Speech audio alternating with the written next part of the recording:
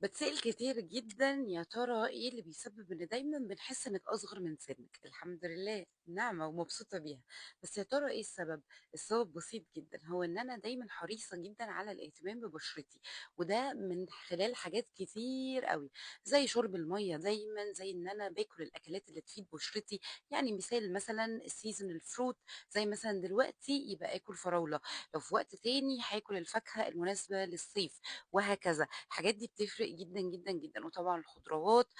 لو أنا ما باحبش الخضار الصريح ممكن آكل خيار، طماطم، الحاجات اللي هي مليانة مضادات أكسدة، مش بس كده كمان من كل فترة لفترة عندي الdermatologist اللي باتعامل معاها، أنا كbeauty coach بابقى عارفة أروح فين وآجي منين، عندي كمان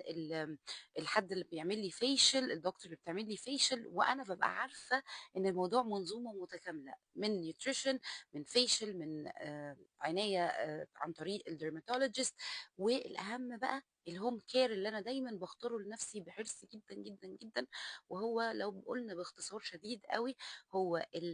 facial wash اللي باغسل بيه وشي يكون مناسب لبشرتي، يعني في الصيف دايمًا باستخدمه للبشرة الدهنية والمختلطة، باجي بقى في الشتا ساعات باعمل mix بينه وبين الغسول اللي هو للبشرة العادية علشان بشرتي بتجف شوية زيادة في الشتا، ودي طبيعة بشرتي، فمهم جدًا إن أنا أبقى عارفة الروتين المناسب ليّا ونوع بشرتي، وبعد كده باستخدم الmoisturizer الصبح باحط الsun block وبالليل باحط الكريم الmoisturizer اللي ما أقدرش أستغنى عنه في حياتي، وعايزة أقول لكم إن الكريم اللي أنا باستخدمه دلوقتي هو رينكي، مش عايزة أقول لكم رينكي ده عبارة عن سحر، جربته لمدة أسبوعين قبل ما أطلع أتكلم معاكم عليه، كل الناس زي ما أنتم شايفين كده بتروح قايلة لي يا ترى بشرتك متحسنة ليه؟ بجد حرفيًا الفترة دي لإني باستخدم رينكي مكوناته خطيرة، لو هاقول لكم على أول مكون ليه هو الكولاجين، كمان هو فيه الكافيين، وفيه كمان الألو فيرا والشيا باتر، أنتم متخيلين الشيا باتر هي أصلًا علشان بتحافظ على حاجز البشرة أو الskin barrier اللي هو بيكون الطبقة الخارجية على الskin علشان كده بنحافظ على بشرتنا إنها ما تبقاش sensitive زيادة، إنها ما تبقاش ملتهبة، ما تعملش بُقع والكلام ده كله. الكولاجين طبعًا اللي بيدّي النضارة وبيرجّعنا لبشرة البيبي، والكولاجين بجد حاجة مهمة جدًا إحنا بنتولد بيها ولكن بتقِل مع الوقت نتيجة التعرُّض للشمس، نتيجة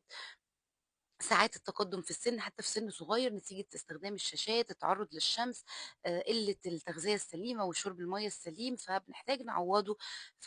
إن الكريم يبقى فيه collagen يعني دي حاجة إن الكريم يبقى فيه collagen فدي حاجة مهمة جدًا.